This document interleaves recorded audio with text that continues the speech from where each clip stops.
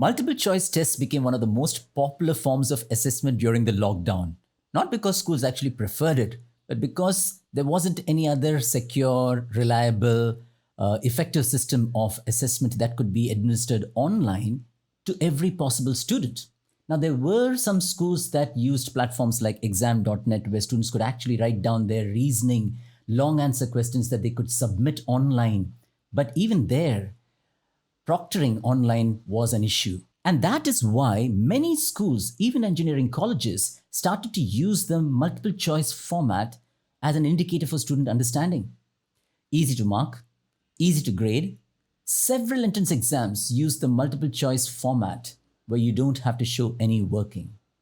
Now, have you ever seen a multiple choice test where all the correct answers are listed on the same letter? I have.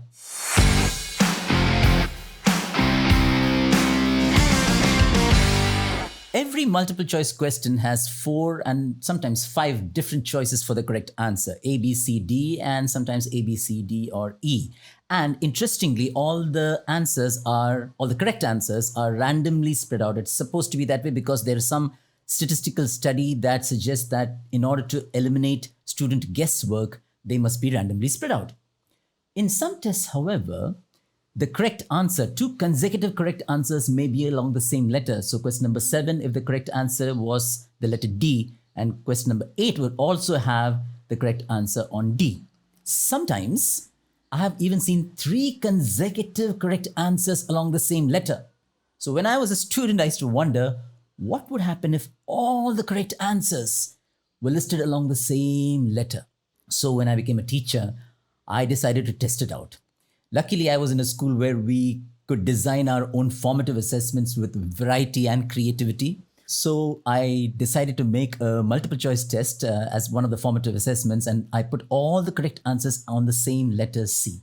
Obviously, I did not tell the students about it, but as usual for any other tests, once the question papers are distributed, I just told, okay, your time starts now. And every student raced to start the test, solving the tests, okay? They were solving the questions on their rough paper, and they went ahead and marked C.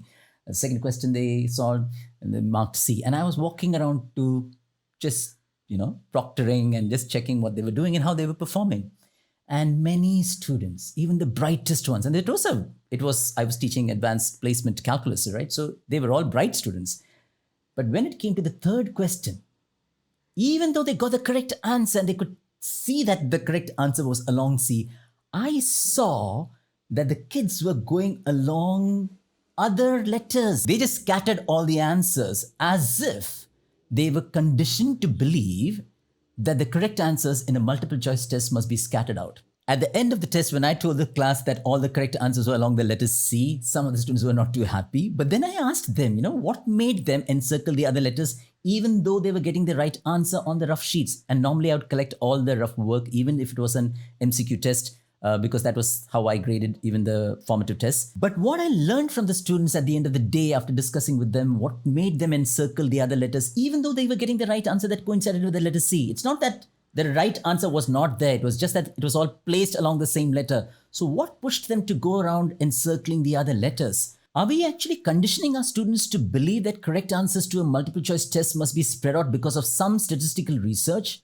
Or are we making them confident of their own answers and saying that, hey, this is the answer corresponding to C, so let me mark C? And what about other forms of assessment, the ones that are not multiple choice questions? Do they truly reflect a student's understanding? Or are they also designed in a way that condition and cloud our thinking? I'm not opposed to assessments. In fact, I think we need to have a variety of assessments, not just MCQs or FRQs, and not just paper to pen, because you can't judge all students based on just one kind of assessment. You need to have a variety. But what we need to be very careful of when we design assessments is this. Do we stick to patterns so rigidly? Past paper questions. Do we stick to them so rigidly that sometimes even teachers say, oh yeah, you know what? They can predict the question. They know what's going to come the next year. Does that mean that we have clouded ourselves to believe what these assessment tools are supposed to be? Or do our assessments truly reflect our students' understanding? Let me know your thoughts in the comments below.